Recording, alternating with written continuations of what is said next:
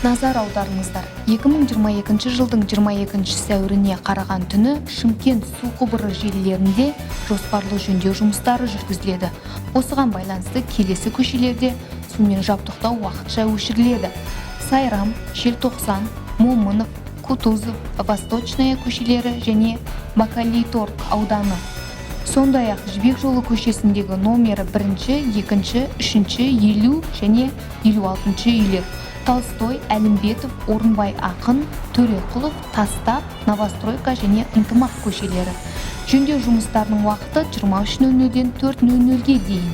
Уақытша қолайсыздықтар үшін кешірім сұраймыз және су қорын жасауларыңызды сұраймыз. Сұрақтар туындаған жағдайда Су ресурстары маркетинг жауапкершілігі шектеулі серіктестігінің орталық диспетчерлік қызметіне қосу 778 110 21 21 телефоны бойынша хабарласуларыңызға болады.